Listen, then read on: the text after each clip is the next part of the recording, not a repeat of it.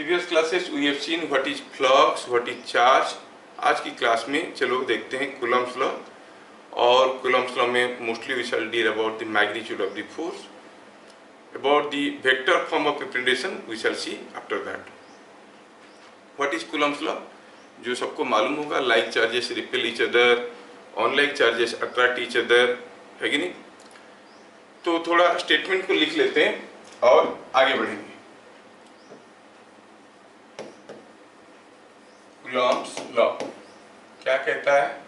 कहता है like charges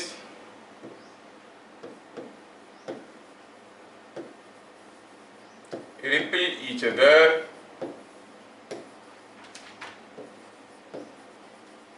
and unlike charges attract each other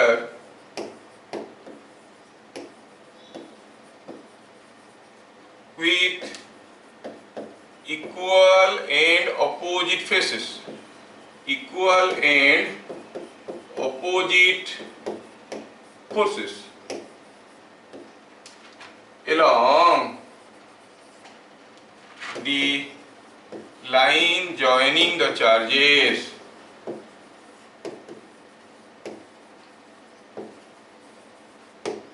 बस ये चीज समझना है। Like charges repel each other, unlike charges attract each other with equal and opposite forces. अगर कहेंगे कि एक 3 कूलम का चार्ज है और +3 कूलम का चार्ज है और एक +5 कूलम का चार्ज है, दोनों एक दूसरे को अट्रैक्ट करेंगे कि रिपेल करेंगे? अरे लाइक चार्ज है ना, दोनों पॉजिटिव हो गया, पॉजिटिव चार्ज हो गया तो दोनों एक दूसरे को रिपेल करेंगे।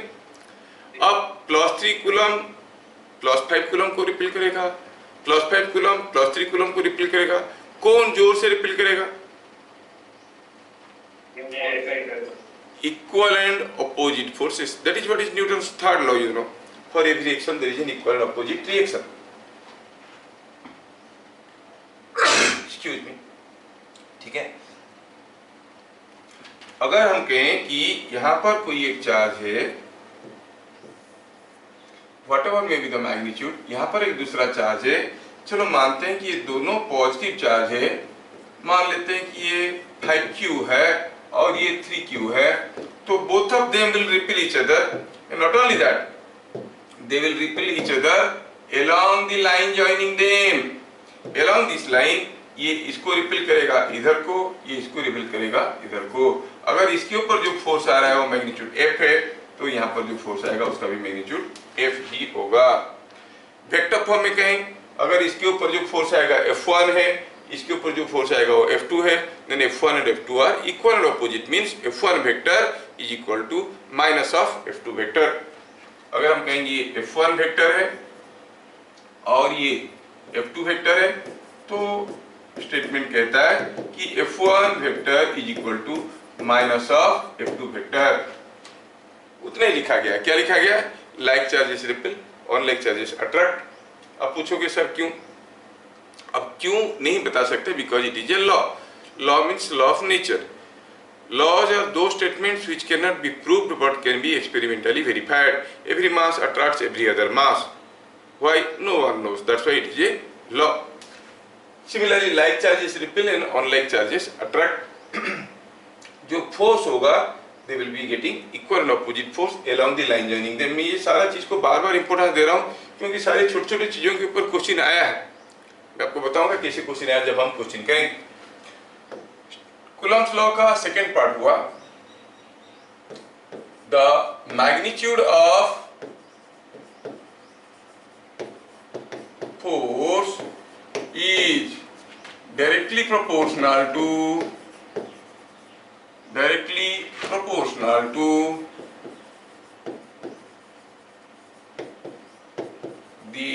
Product of magnitude of charges and inversely proportional to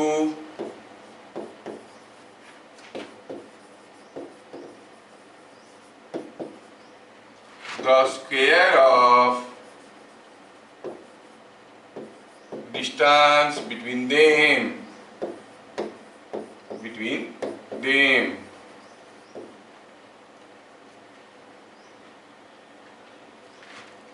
अगर दो चार्ज है हमारे पास Q1 और दूसरा चार्ज है Q2, उनके बीच में जो डिस्टेंस है वो R है, तो जो फोर्स होगा इन दोनों के ऊपर, जो फोर्स होगा बराबर तो होगा, ऑपोजिट डायरेक्शन में होगा, but that force is again proportional to product of charges, magnitude of charges, and inversely proportional to the square of the distance between them.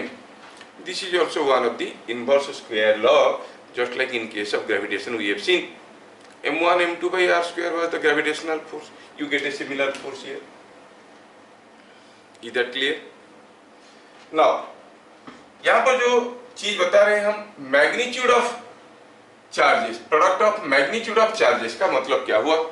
Suppose एक चार्ज है 2 माइक्रोकूलम का, दूसरा है -3 माइक्रोकूलम का, तो यहाँ पर हमें 2 और -3 नहीं लिखना है। क्यों? क्योंकि हम लिख रहे हैं मैग्नीट्यूड ऑफ फोर्स। हम जानते हैं कि किसी भी वेक्टर का मैग्नीट्यूड कभी नेगेटिव नहीं होता। पहले भी 11th क्लास की बिगिनिंग में पढ़े थे, कोई एक वेक्टर को हम एक एरो मार्क से रिप्रेजेंट करते हैं और length of the arrow gives you the magnitude.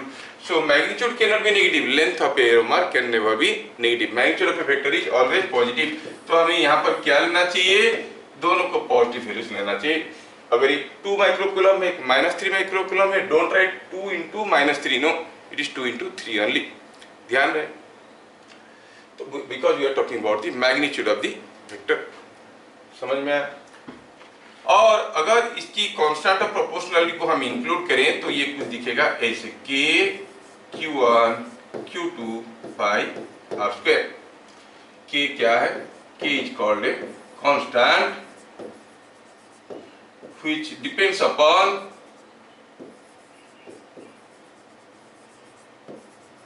the nature of medium। कौन सा मीडियम में रखा गया है? Nature of medium. ये दोनों चार्ज हवा में है कि ऑयल में है कि कहाँ है, उसके ऊपर डिपेंड करता है। कैसे डिपेंड करता है? Let us see. The proportionality constant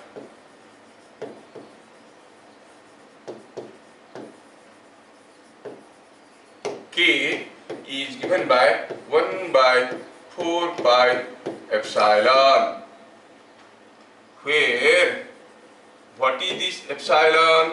ऐसे लिखते हैं, ये epsilon is small letter, it's not a capital letter, it's a small letter। मान लो कि आपको लिखना है A epsilon, तो you write like this, don't write like A epsilon। समझ में आया?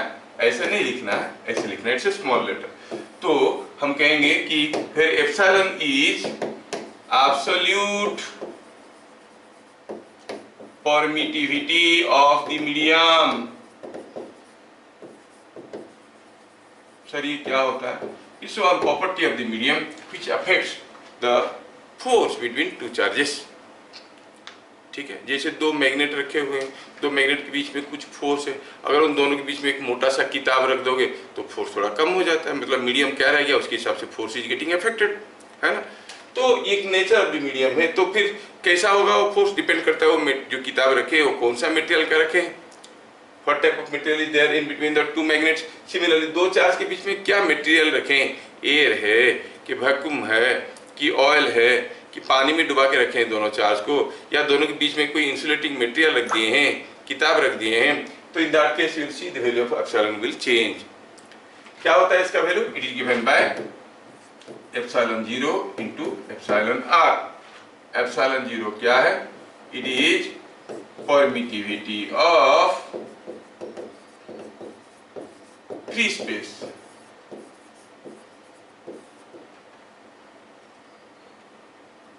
और ड्राई एयर। एयर का परमिटिविटी की बराबर है। एयर का परमिटिविटी को हम कहते हैं एप्सिलॉन 0। ठीक है, epsilon 0 is the permittivity of free space और ड्राई एयर। क्या है उसका वैल्यू? इसका वैल्यू इज गिवन बाय, याद रखना पड़ेगा आपको 8.854 इंटू 10 पावर -12 फराड। फिलहाल तो मैं फराड पर मीटर लिख रहा हूँ। Farad is unit for capacitance. Similarly एक टर्म आएगा परमिएबिलिटी, जहां पर हम लिखेंगे हेनरी पर मीटर, जो कि इंडक्टर्स का है। फराड क्या है हम बताएंगे थोड़ी देर में, इसका एब्सोल्यूट जो डायमेंशन है वो भी निकाल लेंगे। अभी फिलहाल you accept it 8.854 into 10 power -12 farad per metre. और ये एप्सिलॉन आर क्या है? It is, you see, epsilon is epsilon 0 into epsilon r, so it is epsilon by epsilon 0। It is called relative permittivity. Relative permittivity. ये epsilon R क्या है? This is the relative permittivity of the medium. बात समझ में आया? क्या है ये रिलेटिव परमिटिविटी? अगर ड्राई एयर का परमिटिविटी कुछ एप्सिलॉन 0 है और ग्लास का परमिटिविटी एयर का परमिटिविटी का 3 गुना है, तो हम कहेंगे epsilon r is 3। What is absolute permittivity of glass? It is 3 into epsilon 0। एक स्टैंडर्ड लिया गया है एयर का कितनी टाइम से बाकी सबका परमिटिविटी, इसलिए इसको रिलेटिव परमिटिविटी में मतलब permittivity of the medium relative to air, इसलिए रिलेटिव परमिटिविटी करके वर्ड दिया गया है। क्या बात समझ में आ रहा है? Is it understood?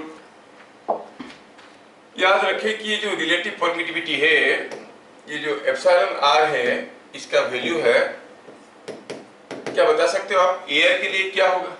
एयर का परमिटिविटी का कितना टाइम से? 1 टाइम है, सेम है। तो epsilon r for air is equal to 1 for air. और ध्यान रहे कि it is infinite for conductors. और ये जो डाटा आप याद रख सकते हो कि 81 फॉर वाटर।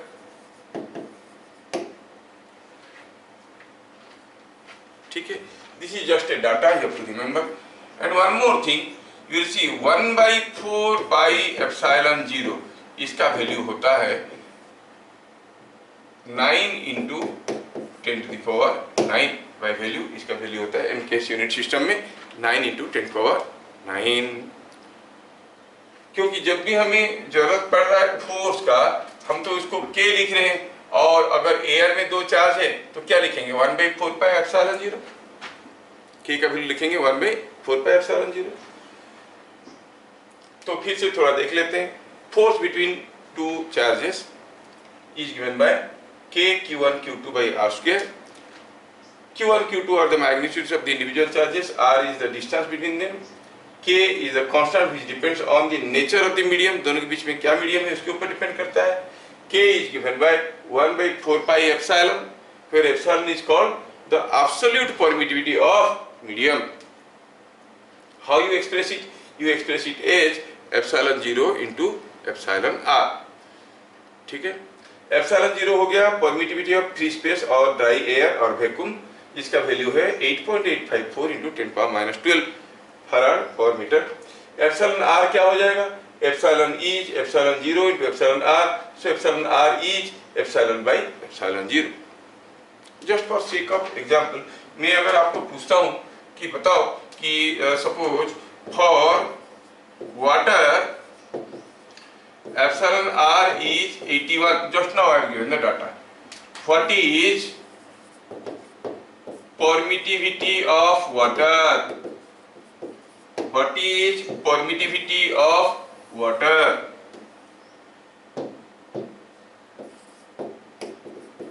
तो आप कहोगे परमिटिविटी मतलब एब्सोल्यूट परमिटिविटी कितना है? एप्सिलॉन। कैसे निकालते हैं? It is 81 times epsilon 0, that is 81 into 8.854 into 10 power -12 farad per metre.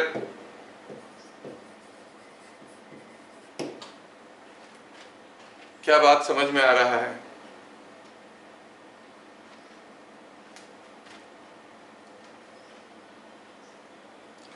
अक्सर दोनों ही बोर्ड में, सीएचएसई में, सीबीएसई में, आईएससी में पूछ लेते हैं ये क्वेश्चन भी आया है, permittivity of relative permittivity of water is 81, what do you mean by that. तो बुक वाला एक डेफिनेशन है, अभी हम उस डेफिनेशन को भी समझने की कोशिश करेंगे। लेकिन लगे हाथ में और एक चीज बता दूं, ये जो एप्सिलॉन आर है जिसको आप रिलेटिव परमिटिविटी कहते हो, इसको और भी कहते हैं डाई इलेक्ट्रिक कांस्टेंट और रिलेटिव परमिटिविटी, दो नाम है, कंफ्यूज मत कर जाना। Relative permittivity and dielectric constant are same thing with different names. ठीक है, ठीक है। सो डाइलेक्ट्रिक कांस्टेंट क्या हो गया, it is epsilon r. Excuse me sir. हाँ बोलोगे सर, नॉन कंडक्टर और डाइलेक्ट्रिक्स में डिफरेंस क्या है? बहुत डिफरेंस आएंगे जब कैपेसिटेंस पढ़ेंगे। जो इंसुलेटर्स है वो डाइलेक्ट्रिक्स नहीं होते हैं। डाइलेक्ट्रिक्स उनको कहते हैं जिन पे डाइपोल्स एग्जिस्ट करते हैं। हर डाइलेक्ट्रिक एक इंसुलेटर होता है, नॉन कंडक्टर होता है, लेकिन हर नॉन कंडक्टर एक डाइलेक्ट्रिक नहीं होता है। ठीक है, वो आगे आगे पढ़ेंगे, डिस्क्रिमिनेट करेंगे जब हम लोग स्टार्ट करेंगे व्हाट इज कैपेसिटेंस चैप्टर। तो अभी हम लोग जितना चीज देखे उसको थोड़ा और भी बढ़िया तरीका से समझेंगे। तो थोड़ा ब्रीफ करते हैं। काफी चीजें आपको मालूम था कि जो फोर्स होता है वो K Q1 Q2/r² होता है, और जिसको चाहो तो आप लिख सकते हो इट इज 1/4 एप्सिलॉन। काफी लोगों का एप्सिलॉन 0 लिखने की बुरी आदत रहता है। Don't right epsilon 0 unless until it is mentioned that the charges are in air, you write it is epsilon 0। अगर किसी दूसरे मीडियम में दिया है तो हमें एप्सिलॉन की जगह एप्सिलॉन 0 इंटू एप्सिलॉन r लिखना चाहिए। तो 1/4 एप्सिलॉन Q1 Q2/r², और अगर फैला के लिखो तो 1/4 epsilon 0 into epsilon r into Q1 Q2/r²। ये हो गया फोर्स का फॉर्मूला, पहला चीज। दूसरा चीज हम लोग देखिए जो हमें याद रखना जरूरी है कि epsilon r is dielectric constant. Suppose हम कहेंगे यहाँ पर दो चार्जेस है Q1 और ये दूसरा चार्ज है Q2, और मान लो कि ये एयर में है और उनके बीच में डिस्टेंस r है। I repeat the same case again. मैं क्या करता हूँ, ये पूरा सिस्टम को रिपीट करता हूँ, but now they are not in air, suppose they are in a oil medium, मतलब इन दोनों के बीच में ऑयल रखा हुआ है जिसका डाइलेक्ट्रिक कांस्टेंट दिया गया है एप्सिलॉन r। तो अभी इन दोनों के बीच में जो फोर्स होगा when they are in air, वो फोर्स कितना हो जाएगा, Q1 Q2/1/4 एप्सिलॉन 0, क्योंकि यहाँ पर एप्सिलॉन r का वैल्यू 1 है, इंटू r²। जबकि फोर्स इन द मीडियम अगर हम देखेंगे, फोर्स इन द मीडियम अगर हम देखेंगे तो ये क्या आ जाएगा, Q1 Q2/K की जगह क्या लिखेंगे, 4 epsilon 0 into epsilon r into r²। What you find? You find that the force between two charges in air is more and force between two charges in any other medium is less, क्योंकि नीचे एक epsilon r term आ गया। Almost all cases में आप epsilon r का value देखोगे more than 1, 10, 12, 20, 18 ऐसे करके तक वैल्यू जाता है जो यूजेबल डाइलेक्ट्रिक्स है उसके केस में। तो ये एप्सिलॉन r का वैल्यू मोर देन 1 होने के कारण force between the charges in medium is less. क्या है, कितना है, क्या व्हाट इज द रिलेशन, आप कहोगे force in air by force in medium. क्या आप ये दोनों फॉर्मूला को देख के बता सकते हो क्या होगा ratio,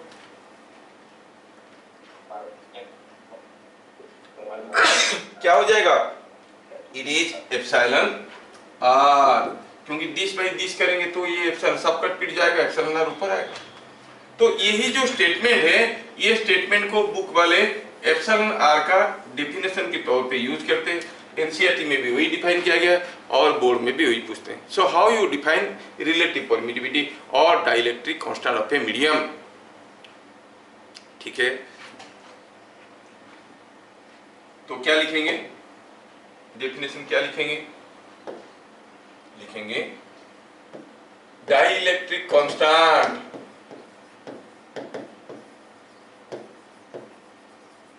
epsilon R of a medium is defined as the ratio of force between two charges in air to the force between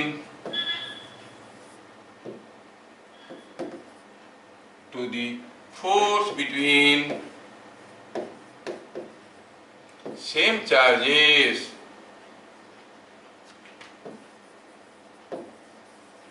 with same separation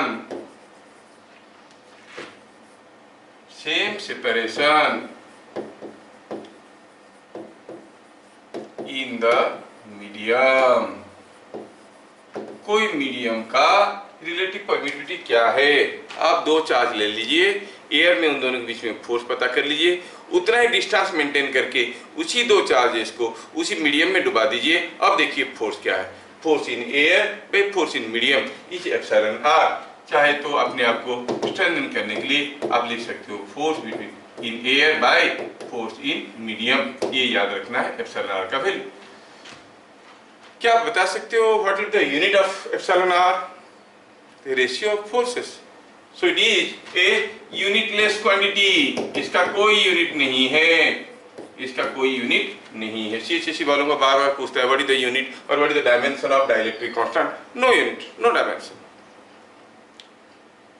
क्या बात समझ में आया? क्योंकि फोर्स बाई फोर्स है, न्यूटन बाई न्यूटन है, काट पीट के छोटा हो गया तो कट गया, रेशियो है, सो इट इज यूनिटलेस क्वांटिटी। बहुत बढ़िया, लगे हाथ हम लोग चलो निकाल लेते हैं what is the unit of epsilon. अभी अभी हम लोग देखे हैं कि the force is 1/4 pi epsilon into Q1 Q2 by r square. तो अगर हमें एप्सिलॉन का यूनिट पूछा जाएगा तो हम क्या कहेंगे? परमिटिविटी का यूनिट, इसको इधर रखो, बाकी सबको इधर ले आओ। 4 पाई तो कांस्टेंट है, तो एप्सिलॉन को इधर ले आओ तो क्या हो जाएगा? Coulomb square by newton metre square, coulomb square by newton metre square. समझ में आया? एप्सिलॉन को मैं इधर ले आया, फोर्स को इधर ले आया, क्या आया? Coulomb square by newton metre square. ये बन गया यूनिट ऑफ परमिटिविटी। एप्सिलॉन क्या है? Epsilon is epsilon 0 into epsilon r. Epsilon r unitless है तो एप्सिलॉन 0 का भी यूनिट वही हुआ। और अगर हम डायमेंशन लिखना चाहेंगे तो कूलम्ब की जगह लिख सकते हैं एम्पियर इंटू टाइम, न्यूटन की जगह ml (10⁻²). फिर इसको सिंप्लीफाई करो और देखो जो डायमेंशन आ गया। क्या बात समझ में आया? अरे समझ में आया कि नहीं आया? आया, बढ़िया। ठीक है, छोटा सा क्वेश्चन कर लेते हैं। सपोज हम आपको पूछते हैं कि two charges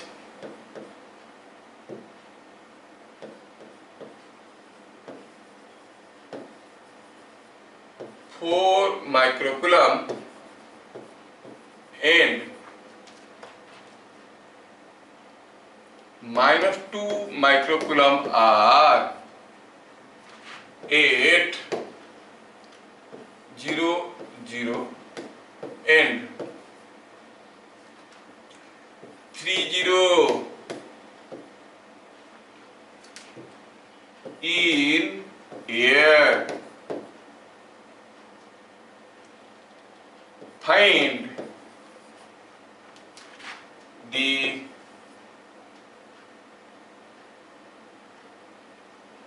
force on -2 microcoulomb in vector form। मतलब आपको इसका मैग्नीट्यूड भी बताना है और डायरेक्शन भी बताना है। थोड़ा अगर ध्यान से देखोगे तो चीजें एकदम डिफिकल्ट नहीं है। पहली बार कर रहे माइनस हो, 8 इंटू 10 आपको आई कैप माइनस 8 पर 9 आई कैप। यस, देखा, देखो क्या दिया, दिया कि ये है हमारा एक्स एक्सिस, एक्स एक्सिस पे 2 पॉइंट दिया हुआ है 0 0, ओरिजिन तो इसके ऊपर आएगा ही आएगा, और एक दूसरा आ गया 3 0, मतलब दोनों के बीच में डिस्टेंस है 3 मीटर। गिवन कोऑर्डिनेट्स आर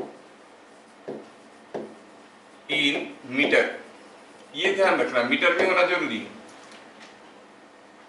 अब यहां पर है 4 माइक्रोकूलम चार्ज, यहां पर है -2 माइक्रोकूलम चार्ज, पूछा है फोर्स और -2 माइक्रोकूलम चार्ज। अब जो फोर्स होगा -2 माइक्रोकूलम चार्ज के ऊपर, वो अट्रैक्टिव होगा कि रिपल्सिव होगा? अट्रैक्टिव होगा, they are dislike charges, they are not like charges, तो फोर्स कुछ ऐसे हो गया, ठीक है ना। तो ये हो गया फोर्स वेक्टर। तो फोर्स वेक्टर क्या हो जाएगा, उसका magnitude it is k q1 q2 by distance का स्क्वायर। k तो है 1/4πε0, हमें यहाँ पर एप्सिलॉन नहीं लिखना है, मेंशन किया गया है कि इट इज इन एयर, तो 1/4πε0। q1 q2 के जगह क्या लिखेंगे, 4 माइक्रोकूलम इंटू -2 माइक्रोकूलम लिखेंगे कि 2 माइक्रोकूलम लिखेंगे, 2 माइक्रोकूलम, 4 इंटू 10⁻⁻6 हो गया 4 माइक्रोकूलम। -2 माइक्रोकूलम की जगह क्या लिखेंगे, 2 इंटू 10⁻⁻6, वैल्यू डालें 1/4πε0 का वैल्यू हम पहले से जानते हैं, दिस डिवाइडेड बाय डिस्टेंस का स्क्वायर। क्या डिस्टेंस है, ये 0 0, ये 3 0, तो ये 3 मीटर हुआ। इफ इट इज 3 मीटर, 3 का square, so it is 9 into 10⁻9, 1/4πε0 का 0 का वैल्यू, इंटू ये हो गया 4, ये हो गया 2, 8 इंटू 10⁻⁻12 डिवाइडेड बाय 9, क्योंकि 3 का स्क्वायर 9 होता है। एंड इफ यू सिंप्लीफाई, ये 9 को खा जाएगा, क्या मिलेगा, इट इज 8 इंटू 10⁻³ न्यूटन। क्या मेरी बात समझ में आया?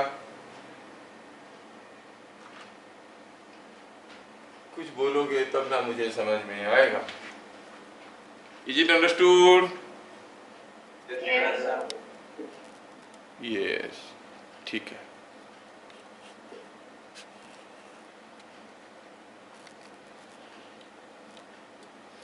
ठीक, अभी फोर्स का मैग्नीट्यूड हमें मिल गया है, लेकिन पूछा इन vector form.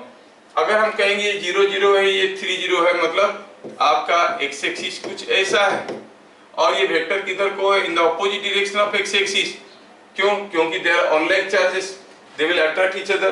Force on -2 microcoulomb will be in this direction, so which is indicating minus I cap. So I'll say the force vector is 8 into 10⁻³ minus 8 into 10⁻³ I cap newtons, ऐसे करके लिखेंगे। समझ में आया? तो क्या कंक्लूजन आया, the force vector is -8 into 10⁻³ I cap newtons। क्या बात समझ में आ रहा है? ये माइनस साइन कहां से आया? Because we wanted to write the vector in write the force in vector form, इसलिए आ गया ये माइनस साइन।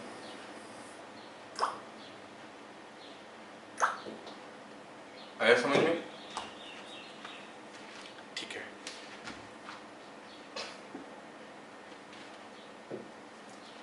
तो there are two basic differences between आपका ग्रेविटेशनल फोर्स जो आप लोग पढ़े हो,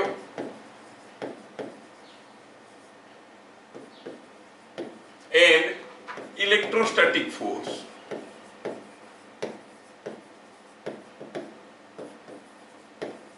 हम बात करें डिफरेंसेस का, right two differences between electrostatic force and gravitational force, ऐसे करके बोर्ड में आएगा, तो थोड़ा हम लिख लेते हैं सारा चीजों को। बेसिक डिफरेंस में क्या बता सकते हो, क्या अंतर है दोनों में? जो ग्रेविटेशनल फोर्स है वो हरदम अट्रैक्टिव होता है, it can not be repulsive, जबकि जो इलेक्ट्रोस्टैटिक फोर्स होता है that is can be attractive, can be repulsive. तो force is always always attractive,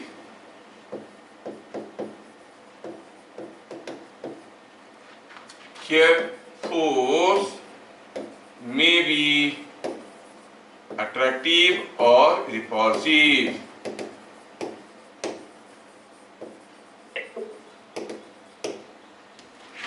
दूसरा डिफरेंस आया, in case of gravitational force the gravitational constant G, capital G, क्या याद है उसका वैल्यू क्या था?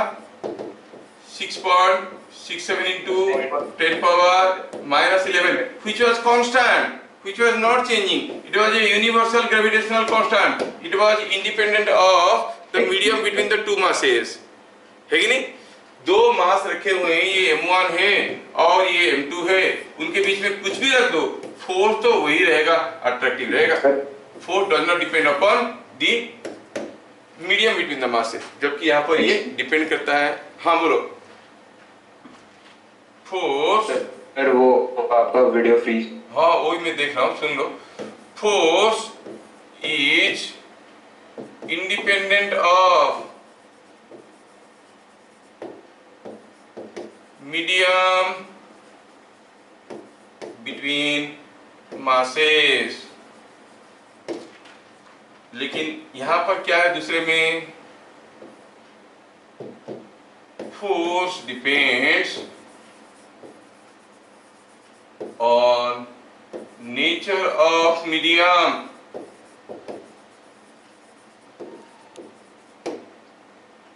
between the masses.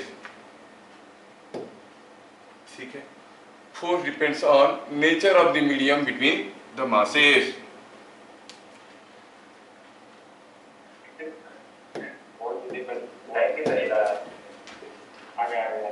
पहला वाला में हम कह रहे हैं कि फोर्स जो है, ध्यान से अब देख लो, सब तकलीफ तो है, will see to it. Force is independent of medium between masses. दूसरा में है फोर्स में भी force depends on nature of medium. दो चार्ज के बीच में क्या है उसके ऊपर डिपेंड करता है ना. तीसरा में हम बताना चाहेंगे what are the limitations. Limitations of Coulomb's law. ये कूलम्ब्स लॉ कौन सी जगह एप्लीकेबल नहीं है? लिमिटेशंस ऑफ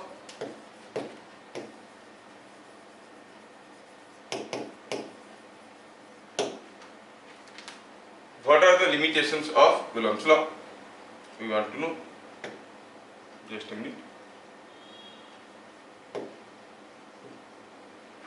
पहला हुआ, it is applicable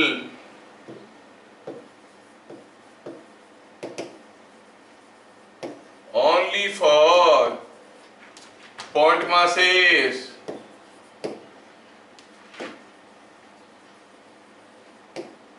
point charges.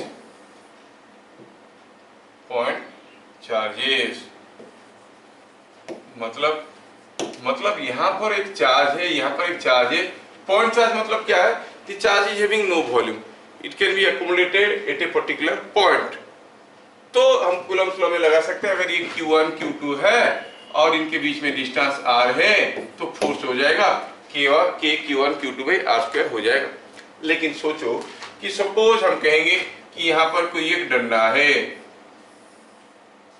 और यहाँ पर कोई एक दूसरा डंडा है, और आपको पूछा गया कि ये दोनों डंडे में कुछ कुछ चार्ज है, कंडक्टिंग बार्स है, उनके में चार्ज है Q1 Q2, और मान लो इसका सेंटर यहाँ पर है, इसका सेंटर यहाँ पर है. चलो ये भी मान लेते हैं कि दोनों सेंटर के बीच में जो डिस्टेंस है वो R है. कोई पूछेगा कि बताओ what is the force between the charges, आप कहोगे F is equal to K Q1 Q2 by R². ये स्टेटमेंट गलत होगा. ओनली फॉर पॉइंट मासेस ये force K Q1 Q2 by R² होता है, अदरवाइज नहीं होता. Force is K Q1 Q2 by R² only for point masses. समझ में आया? दूसरा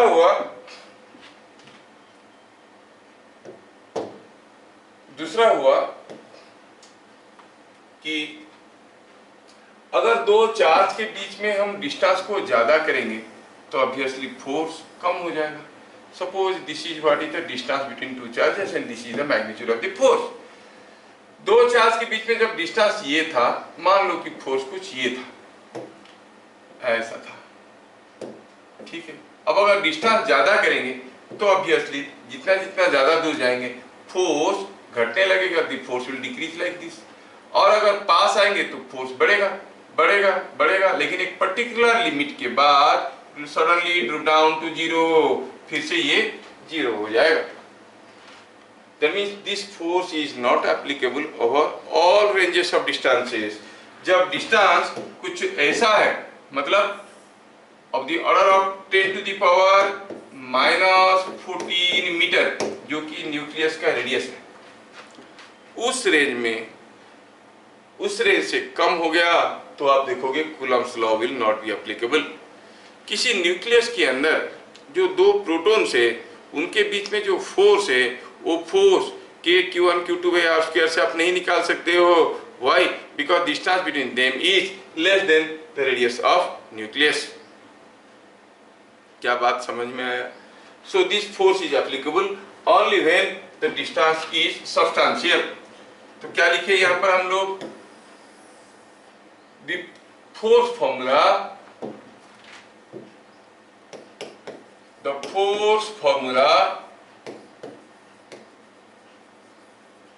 is not applicable for very small distances between the charges.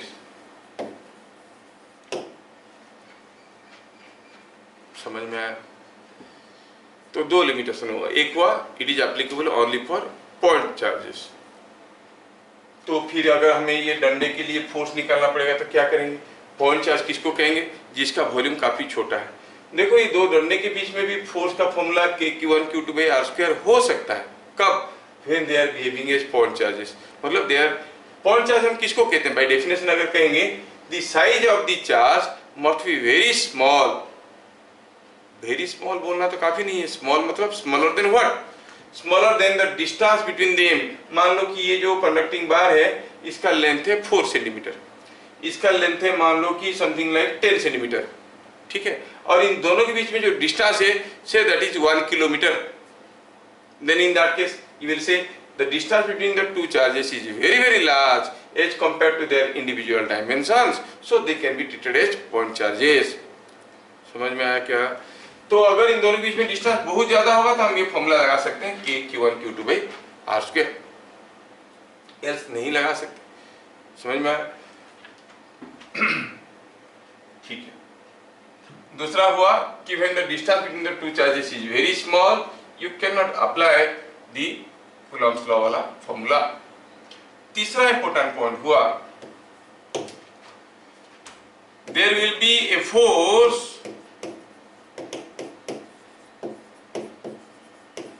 between two charges if the lines of flux of one charge is able to interact with the other। अगर एक charge का lines of flux दूसरे के साथ interact कर सकता है तो हम कहेंगे ये क्या होता है? There will be a force between them. समझ में आया? फॉर एग्जांपल मान लो कि यहाँ पर कोई एक चार्ज Q1 है और यहाँ पर कोई एक कंडक्टिंग मेटल स्फीयर है। This is a metal sphere. अब ये मेटल स्फीयर का सेंटर में चलो मानते हैं कि कोई एक चार्ज है Q2। अब यहां से जो फ्लक्स निकल के जाएंगे वो तो यहाँ पे खत्म हो जाएंगे, they will go and finish like this. और फिर यहां से निकल के जाएंगे, यहां से जो मेटल जो फ्लक्स आएंगे वो ऐसे जाएंगे, इधर से निकल के जाएंगे। Are they able to reach Q2? No. क्योंकि यहां से निकलता हुआ फ्लक्स Q2 के पास नहीं पहुंच रहे हैं।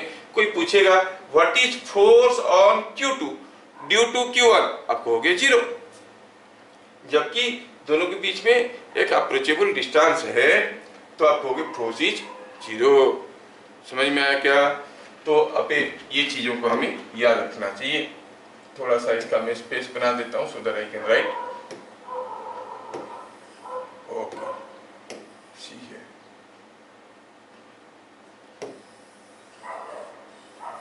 वैल्यूज थोड़ा याद रखना, ये 10⁻⁻14 मीटर है।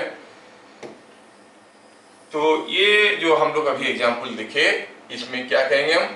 ये एग्जाम्पल में force on Q2 due to Q1 is 0। Force on Q2 due to Q1 is 0। ठीक है, मैं आपको बताने के लिए थोड़ा इस क्वेश्चन का इंपोर्टेंस समझाने के लिए बता सकता हूं। This is one of old JEE screening question.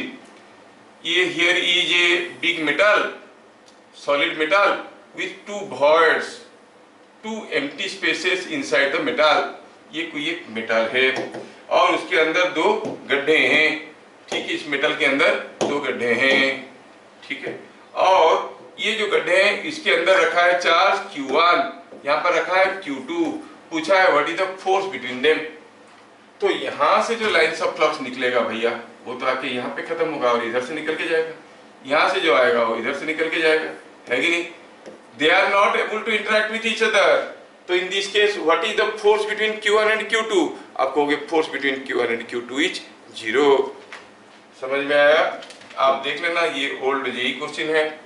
आप कहोगे force between Q1 and Q2 is 0। ये क्या है? ये है कोई एक metal block. The lines of flux of one charge is not able to interact with the other, so there is no force between them।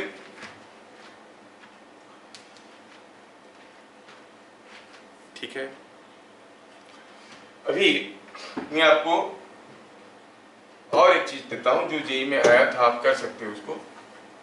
But then before that let us see, एक छोटा सा question देखते हैं कि suppose here is a charge Q and here is a charge 2Q and the region is divided into 3 segments। कैसा segment? ये reason A है, ये रीजन B है, रीजन C है। अगर आपको पूछा गया बताओ यहाँ पर Q चार्ज है, यहाँ पर 2Q चार्ज है, और मैं क्वेश्चन को लिख देता हूं। In each of following cases,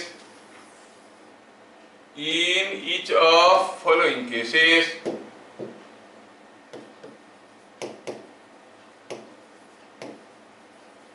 find in which region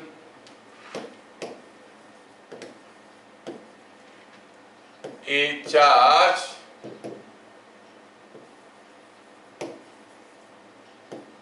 plus Q can be kept at rest।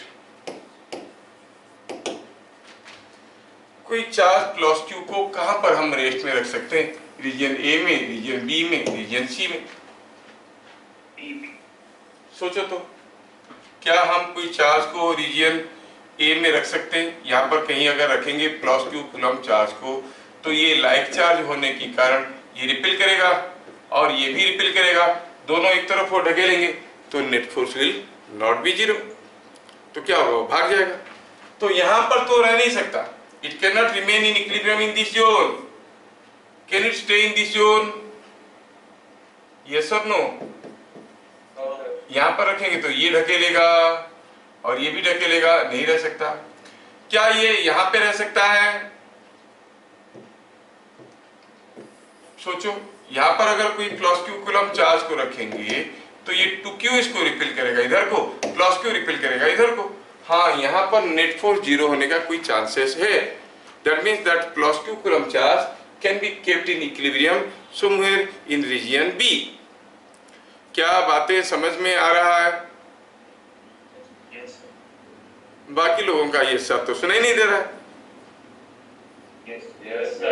अब बताओ, अगर ये इक्विलिब्रियम में रहेगा रीजन बी में, तो आपको बताना है कहां पर वो लोकेशन होगा, वो पॉइंट कहां होगा, क्यू के पास कि 2Q के पास कि बीच में, एट द मिड पॉइंट और क्लोज टू Q और क्लोज टू 2Q। 2Q के पास, बीच में, 2Q के पास, बीच में। कोई बोल रहा है बीच में, कोई बोल रहा है 2Q के पास। पहले जो बीच में बोला उसके लिए देखते हैं, जो बीच में बोला उसके लिए देखते हैं। अगर बीच में रखेंगे तो ये डिस्टेंस जितना दूर है, ये डिस्टेंस उतनी ही दूर है। और आप जानते हो कि जो फोर्स है वो K, Q1, Q2 by R square ऐसे होता है। ये बड़ा छोटा चार्ज है, ये जितना फोर्स देगा, बड़ा चार्ज उससे ज्यादा फोर्स देगा कि नहीं देगा? तो can the two forces cancel out each other? No, क्योंकि Q और 2Q के बीच में जो फोर्स होगा वो K, Q, 2Q बाई ये डिस्टेंस का स्क्वायर। इन दोनों के बीच में जो होगा K, Q, Q बाई ये डिस्टेंस का स्क्वायर। अगर दोनों डिस्टेंस बराबर हुए तो दोनों फोर्स बराबर होंगे क्या? नहीं होंगे, क्योंकि ऊपर ये 2Q चार्ज है। बड़ा चार्ज पास में रहेगा तो ज्यादा फोर्स देगा, छोटा चार्ज उतने ही दूर में रह के उतना फोर्स कहां दे सकता है, कहां कैंसिल कर सकता है? तो बीच में तो नहीं रहेगा। क्या बात समझ में आया? अब बताओ कहां पे रहेगा? एट द मिड पॉइंट और टू द लेफ्ट और to the right of the mid point? Left में रहेगा, छोटे के पास। छोटा हुआ तो क्या हुआ, पास में तगड़ा फोर्स लगाएगा। ये बड़ा हुआ तो क्या हुआ, दूर में थोड़ा वीकर फोर्स लगाएगा, और दोनों एक दूसरे को कैंसिल कर सकते हैं। It will be staying somewhere here. तो पहला वाला केस में हमें पता चला कि answer will be region B. ज्यादा डिटेल्स में नहीं जाएंगे, region B. Suppose I change the case, now you tell me. देखते हैं किसका दिमाग ज्यादा काम करता है। ये केस में everything is same as it is, खाली यहाँ पर प्लस 2Q था, इसको मैं माइनस 2Q कर दिया। अब बताओ कहां पर रख सकते हैं? Where the plus Q coulomb charge can be kept at equilibrium or at rest? A में, B में, C में। पहले बताओ B में रह सकता है क्या? प्लस Q coulomb चार्ज को यहाँ पर कहीं रखेंगे, रहेगा क्या? ये रिपेल करेगा और ये अट्रैक्ट करेगा, इधर तो नहीं रह सकता। क्या C में हो सकता है? यहाँ पर कहीं रखेंगे तो ये अट्रैक्ट करेगा और ये प्लस Q उसको रिपेल करेगा। क्या यहाँ हो सकता है? नो। अरे भाई, बड़ा चार्ज है, पास में जोर से खींचेगा, ये छोटा चार्ज है और दूर में, ये उसके ऊपर बराबर फोर्स कैसे दे सकता है? डिस्टेंस के ऊपर डिपेंड करता है। ये चार्ज इसके ऊपर जितना फोर्स देगा, ये अगर उसके ऊपर इक्वल एंड अपोजिट फोर्स देगा, तभी जाके नेट फोर्स जीरो होगा और ये रेस्ट में रहेगा। ये चार्ज Q है और दूर में, ये 2Q है और पास में, तो ये तगड़ा फोर्स से खींचेगा, ये वीक फोर्स से रिपेल करेगा। How they can cancel out? So this is also not possible this side. Now think of the side A। क्या यहाँ पर रह सकता है? क्योंकि प्लस Q इसको अभी पुश करेगा। यहाँ पर अगर हम रखेंगे Q कूलम्ब चार्ज को, अगर हम यहाँ पे अभी Q कूलम्ब चार्ज को रखेंगे तो प्लस Q इसको रिपेल करेगा और माइनस 2Q इसको अट्रैक्ट करेगा। बड़ा हुआ तो दूर में हुआ, छोटा हुआ तो पास में हुआ। हो सकता है कि दोनों force will cancel out and the answer will be region A। क्या बात समझ में आ रहा है? यस। फिर मिलेंगे अगले क्लास, तब तक के लिए जय हिंद।